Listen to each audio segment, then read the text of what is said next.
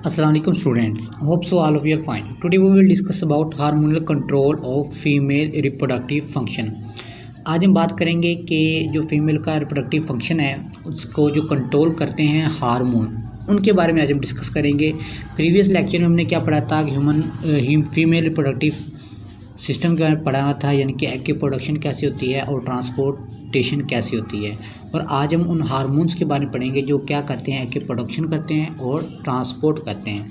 तो चलिए स्टार्ट करते हैं। सबसे पहले अगर मैं बात करूँ मेल की, तो मेल के अंदर जो मेल रिप्रोडक्टिव सिस्टम होता है वो क्या प्रोड्यूस करता है, स्पर्म प्रोड्यूस करता है। और स्पर्म जो है बेसिकली ये पुबर्टी की एज से लेकर कंटिन्यूसली ओल्ड एज तक प्रोड्यूस होते रहते हैं। पुबर्टी की एज से लेकर ओल्ड एज तक प्रोड्यूस। जबकि अगर हम एग की बात करें तो एग में ऐसा सीन नहीं होता, ठीक है। एग में क्या होता है, ये बेसिकली एग जो एक साइक्लिक प्रोसेस होता है और ये एग जो है ईच मंथ, हर मंथ में आफ्टर पुबर्टी के बाद ईच मंथ, हर मंथ में फ्यू डेज तक होता है, यानी कि चंद दिन के लिए ये प्रोसेस होता है और उन प्रोसेस वो कंप्लीट हो जाता है। ये मैक्सिमम जो एग की प्रोडक्शन का प्रोसेस है ये 28 डेज़ में कंप्लीट होता है, या आप ये कह लें 22 से लेकर 45 डेज़ तक ये प्रोसेस जो है कंप्लीट होता है। अब जो हार्मोन जो है वो इन्वॉल्व होते हैं इसके एग की प्रोडक्शन ट्रांसपोर्ट के लिए, वो हम पहले भी पढ़ चुके हैं। आज हम इसको थोड़ा सा रिवाइज कर लेते हैं। बेसिकली होता क्या है कि हमारे ब्रेन में जो हाइपोथैलेमस है, जब फीमेल जो है पुबर्टी की एज तक पहुंचती है तो हाइपोथैलेमस क्या करता है कि रिलीज़ करता है गोनाडोट्रोपिक रिलीजिंग हार्मोन। और गोनाडोट्रोपिक रिलीजिंग हार्मोन क्या करता है, एक्ट करता है पिट्यूटरी ग्लैंड पे। पिट्यूटरी ग्लैंड पर एक्ट करता है तो फिर पिट्यूटरी ग्लैंड क्या करता है, दो हार्मोन रिलीज़ करता है, एक फॉलिकल स्टिमुलेटिंग हार्मोन और एक लुटिनाइजिंग हार्मोन। ये दोनों हार्मोन ऐसे हैं जो क्या करते हैं कि एग के प्रोडक्शन और ट्रांसपोर्टेशन का काम करते हैं, बट एग को फर्टिलाइज करवाते हैं, ठीक है। यानी कि मेंस्ट्रुअल साइकिल के मेंस्ट्रुअल साइकिल जो होता है फीमेल के अंदर, उस पूरे साइकिल के अंदर ये दोनों हार्मोन का ही फंक्शंस होता है। जब फीमेल जो है पहुंचती है अपनी 45 से 55 की एज तक, 45 से 55 की एज तक, तो इनकी इस एज के दौरान क्या आता है कि फ़ीमेल के अंदर एक पाज आता है। कैसा पाज आता है, यानी कि ये जो फीमेल जब इस एज तक पहुंचती है ये क्या करती है कि अपनी इन हार्मोन्स की प्रोडक्शन की एबिलिटी को, यानी कि जो फॉलिकल स्टिमुलेटिंग हार्मोन है और लुटिनाइजिंग हार्मोन है, इसकी प्रोडक्शन की जो एबिलिटी है उसको ख़त्म कर देती है। यानी कि lose their sensitivity to produce follicle stimulating hormone and luteinizing hormone, lose their sensitivity to produce follicle stimulating hormone and luteinizing hormone. तो जब इन्होंने अपनी इस एबिलिटी को लूज़ कर दिया, फॉलिकल स्टिमुलेटिंग हार्मोन और लुटिनाइजिंग हार्मोन की प्रोडक्शन ही स्टॉप होगी, तो क्या होगा, मेंस्ट्रुअल साइकिल जो है स्टॉप हो जाएगा। यानी कि फीमेल के अंदर जो एग के प्रोडक्शन का जो साइकिल है, मेंस्ट्रुअल साइकिल जो है वो स्टॉप हो जाएगा। और उस वक्त जो पाज आता है, यानी कि वो जो वक्फा आता है स्टॉप का, मेंस्ट्रुअल साइकिल के स्टॉप का, उसको हम नाम देते हैं मेनोपाज का नाम देते हैं। बेसिकली मेनो का मतलब होता है मंथ और पाज का मतलब होता है सीजेशन, यानी कि वो मंथ जिसमें एग की प्रोडक्शन जो है वो स्टॉप हो जाती है। अब बेसिकली कुछ स्टेप्स जो हैं इन्वॉल्व होते हैं मेंस्ट्रुअल साइकिल के दौरान, जिसमें जो हार्मोन जो हैं अपना फंक्शन परफॉर्म करते हैं।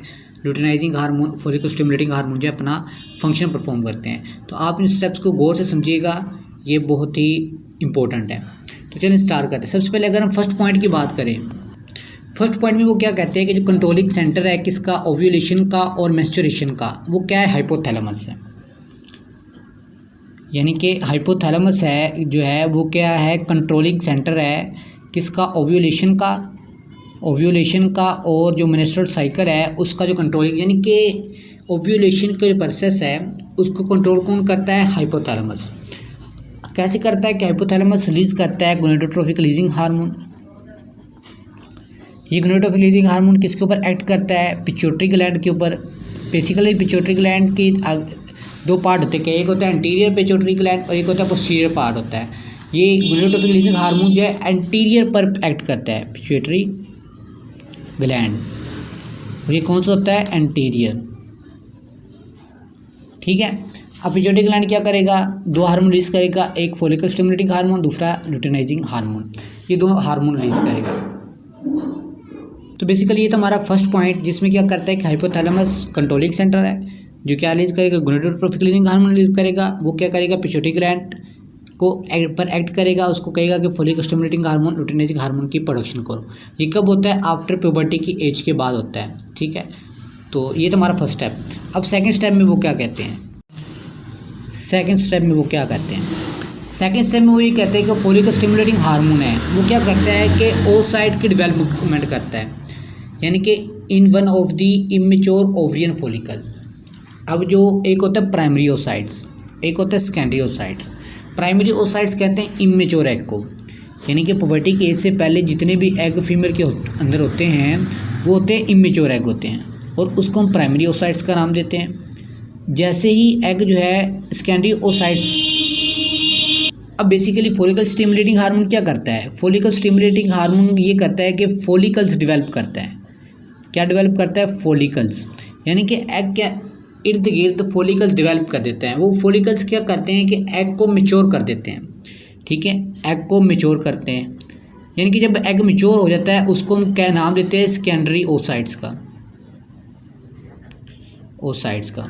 ये यहाँ पर किस चीज़ का फंक्शन स्टार्ट हो चुका है, फॉलिकल स्टिमुलेटिंग हार्मोन का। फॉलिकल स्टिमुलेटिंग क्या करेंगे, फॉलिकल्स की डेवलपमेंट करेंगे, ठीक है। अब जैसे फॉलिकल्स की डेवलपमेंट होगी तो ये हमारा ये सेकंड पॉइंट खत्म हो गया।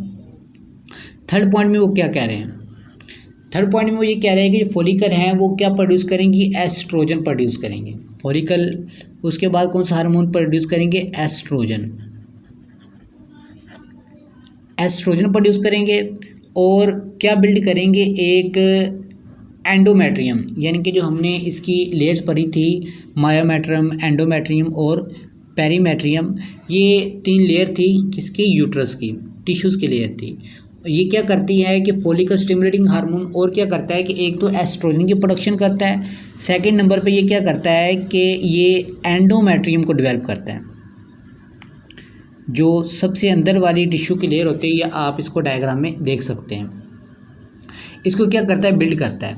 और उसके बाद इसका क्या फंक्शन होता है फॉलिकल स्टिमुलेटिंग हार्मोन का, ये inhibition of follicle stimulating hormone की प्रोडक्शन करता है। यानी कि फॉलिकल स्टिमुलेटिंग हार्मोन ने क्या करना है कि एस्ट्रोजन की प्रोडक्शन करनी है, ठीक है। एस्ट्रोजन क्या करेगा कि एक तो एंडोमेट्रियम को डेवलप करेगा। पॉइंट में वो ये क्या कहते हैं कि वो ये कहते हैं कि फॉलिकल स्टिमुलेटिंग हार्मोन ने क्या करना है, सेकेंडरी oocytes बन गया, यानी कि एग मैच्योर हो गया। अब फॉलिकल स्टिमुलेटिंग हार्मोन ने क्या करना है कि एक हार्मोन प्रोड्यूस करेगा जिसका नाम है एस्ट्रोजन, ठीक है। ये एस्ट्रोजन क्या करेगा, एक तो एंडोमेट्रियम, ये टिश्यू की लेयर होती है, ठीक है, जो फीमेल के रिप्रोडक्टिव सिस्टम होता है उसके अंदर 3 टिश्यू की लेयर बनी होती है, एक एंडोमेट्रियम होती है, एक मायोमेट्रियम होती है, एक पेरीमेट्रियम होती है। एंडोमेट्रियम जो सबसे अंदर वाली जो लेयर होती है उसको हम एंडोमेट्रियम का नाम देते हैं। एक तो एस्ट्रोजन क्या करेगा कि एंडोमेट्रियम की बिल्डअप करेगा, ठीक है, इस लेयर को, और ये मसल्स की लेयर होती है इसको बिल्डअप करेगा। उसके बाद क्या करेगा, एक हार्मोन रिलीज करेगा जिसका नाम है inhibition of follicle stimulating hormone,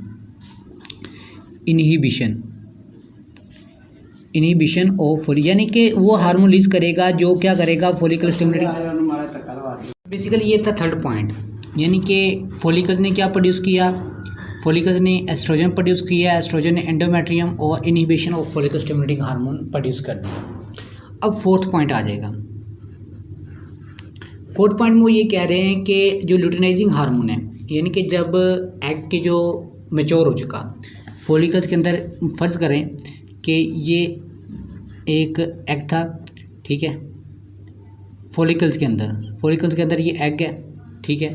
अब ये एग क्या करेगा, मैच्योर हो चुका है, मैच्योर एग है, यानी कि सेकेंडरी oocytes है।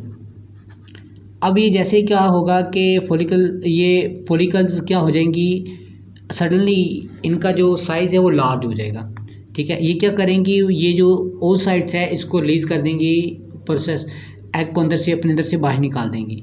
यानी कि ये रैप्चर हुई, इन्होंने क्या किया कि एग को क्या कर दिया, अपने अंदर से बाहर निकाल दिया, और इस प्रोसेस को हम नाम देते हैं ओव्यूलेशन का नाम देते हैं, ठीक है। अब ये ओव्यूलेशन हो चुकी है। अब ये क्या करेगा कि ये जो फॉलिकल्स हैं, ये फॉलिकल जो जिन्होंने एग को रिलीज़ किया है, ओव्यूलेशन को प्रोसेस किया है, अभी इन पर लुटिनाइजिंग हार्मोन एक्ट करेगा। लुटेनाइजिंग हार्मोन क्या करेगा, इन फॉलिकल्स के अंदर एक डेवलपमेंट होगी।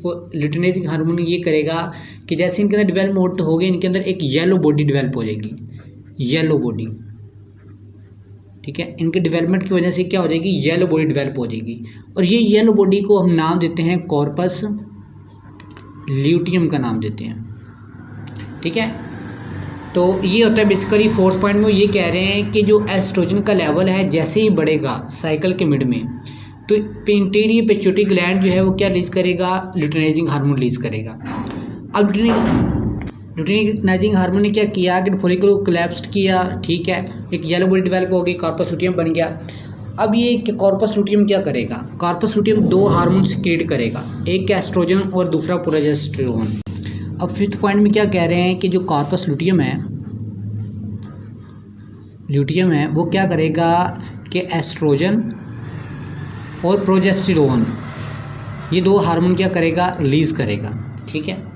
अब इन दो हार्मोन का फंक्शन क्या है, ये क्या करेंगे, डेवलपमेंट करेंगे एंडोमेट्रियम की and maintain it for 10 to 14 days, ठीक है। जो एंडोमेट्रियम जो है ऊपर रिलीज़ हुआ था, यानी कि जो एस्ट्रोजन का फंक्शन तो एंडोमेट्रियम का ही ना, ऊपर भी हमने पढ़ा था एंडोमेट्रियम, ठीक है। एस्ट्रोजन ने क्या रिलीज करना है, एंडोमेट्रियम को प्रोड्यूस करना है, बिल्डअप करना है, और ये बेसिकली ये मेंटेन रखेगा एंडोमेट्रियम को 10 to 14 डेज तक। यानी कि एंडोमेट्रियम ही का सारा फंक्शन है, समझ लें कि एंडोमेट्रियम क्या करती है, एंडोमेट्रियम ब्लड वेसल्स के ऊपर और स्मॉल ग्लैंड्स के ऊपर मुश्तमिल होती है, जो क्या करती है कि एग को ने एंडोमेट्रियम के साथ ही जाकर इम्प्लांट होना होता है, ठीक है, जहाँ पर सारा एम्ब्रियो वगैरह बनता है, फर्टिलाइजेशन कंप्लीट होती है, बेबी डेवलप होता है, तो ये सारा एंडोमेट्रियम का फंक्शन होता है। तो ये बेसिकल 10 to 14 डेज तक एंडोमेट्रियम को रखेगी, ठीक है। उसके बाद उसके बाद आ जाए 6 पॉइंट।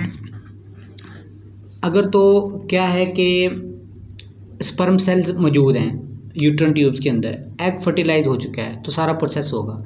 अगर तो एग फर्टिलाइज नहीं हुआ, यानी कि if the oocyte is not fertilised, तो फिर कॉर्पस लुटियम क्या करेगा, उसको डिसइंटीग्रेट कर देगा।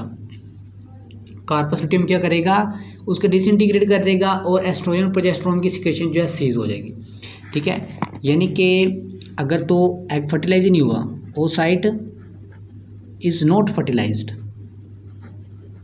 ठीक है, तो फिर क्या होगा, कॉर्पस लुटियम क्या करेगा, उस एग को क्या करेगा कि डिसइंटीग्रेट कर देगा, यानी कि वहीं पर ही एग ख़त्म हो जाएगा और एस्ट्रोजन प्रोजेस्टेरोन की ऑब्वियसली प्रोडक्शन जो है स्टॉप हो जाएगी, ठीक है। तो बेसिकली ये था हमारा 6 पॉइंट, ठीक है। उसके बाद आ जाता है 7th पॉइंट में ये कह रहे हैं कि एस्ट्रोजन और प्रोजेस्टेरोन के बगैर जो एंडोमेट्रियम है वो ब्रेक डाउन हो जाती है, ठीक है, और मेंस्ट्रुएशन अकर, यानी कि जो मेंस्ट्रुअल फ्लो होता है वो किस पे कंपोज होता है, उसके अंदर एंडोमेट्रियल सेल्स होते हैं, म्यूकस होता है और ब्लड होता है। एंडोमेट्रियल सेल्स होते हैं, म्यूकस होता है और ब्लड सेल्स होते हैं, ठीक है। ये अगर फर्टिलाइज नहीं होगा, ठीक है, एस्ट्रोजन प्रोजेस्टेरोन की सिक्रेशन ही बंद होगी, ना एस्ट्रोजन प्रोड्यूस होगा, ना एंडोमेट्रियल सेल्स जो है वो डेवलप होंगे। तो एंडोमेट्रियल सेल्स, म्यूकस जो है ये सारे क्या हो जाएंगे, डिकम्पोज हो जाएंगे, ख़त्म हो जाएंगे, ठीक है। और उसके बाद लास्ट पॉइंट में वो क्या कह रहे हैं, 8th पॉइंट में ये कह रहे हैं कि एस्ट्रोजन और प्रोजेस्टेरोन और एस्ट्रोजन की लेवल की जैसे ही फिर कंपोजिशन डिक्रीज़ होगी, यानी कि एग डिसइंटीग्रेट हो चुका है, ठीक है, एग डिसइंटीग्रेट हो चुका है, तो अब उसने क्या करना है कि जैसे इसकी जो प्रोजेस्टेरोन और एस्ट्रोजन की प्रोडक्शन जो स्टॉप हो जाएगी, ठीक है, स्टॉप होगी, तो फिर क्या होगा कि इसका लेवल होने की वजह से पिट्यूटरी ग्लैंड जो है दोबारा से सिक्रेशन फॉलिकल स्टिमुलेटेड हार्मोन की सिक्रेशन को स्टिमुलेट कर देगा, फिर एंड द फॉलिकल डेवलप होगी और दोबारा मंथली साइकिल जो है बिगन्स हो जाएगा, ठीक है। जब प्रोजेस्टेरोन और एस्ट्रोजन की लेवल की जो सिक्रेशन है वो लो होगी, तो क्या होगा, दोबारा से साइकिल जो है स्टार्ट हो जाएगा। तो बेसिकली ये था हमारा hormonal control female reproductive system. अब इसको हम ना एक डायग्राम से समझ लेते हैं, ठीक है, इस फीडबैक मैकेनिज्म को, ये क्या होता क्या है बेसिकली। तो आप ये डायग्राम की तरफ देखें।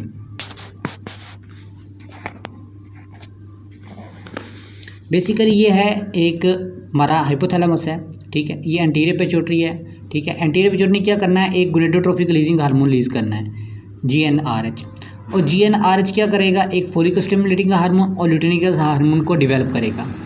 फोलिकल स्टिमुलेटिंग हार्मोन ने क्या करना है, मिच्योर फोलिकल को क्या कर देना है, मिच्योर कर देना है, जबकि ल्यूटेनाइजिंग हार्मोन ने क्या करना है, कॉर्पस ल्यूटियम को बनाना है, वो मैंने आपको सारा समझा दिया, ठीक है। अब मिच्योर फोलिकल क्या करेगा, एस्ट्रोजन को प्रोड्यूस करेगा।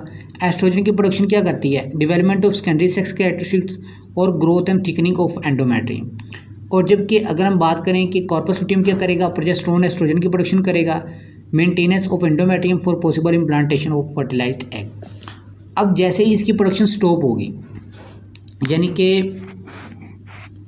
जैसे ही प्रोजेस्टेरोन और एग जो डिसइंटीग्रेट हो चुका है, प्रोजेस्टेरोन एस्ट्रोजन का लेवल डिक्रीज होगा, तो फिर ये क्या करेंगे कि नेगेटिव फीडबैक मैकेनिज्म के ज़रिए increasing level oestrogen progesterone together inhibit both follicle stimulating hormone and luteinizing hormone. Negative feedback में ये होगा कि जैसे ही इनका जो लेवल जो है एस्ट्रोजन और प्रोजेस्टेरोन का इंक्रीज़ होगा, ठीक है, तो इनहिबिट कर देंगे हार्मोन क्या, फोलिकल स्टिमुलेटिंग और ल्यूटेनाइजिंग हार्मोन की सिक्रेशन खत्म स्टॉप हो जाएगी, ठीक है। यानी कि जैसे ही एग की डेवलपमेंट स्टार्ट हुई, यानी कि एस्ट्रोजन और प्रोजेस्टेरोन का जो लेवल है वो इंक्रीज़ होगा, ठीक है।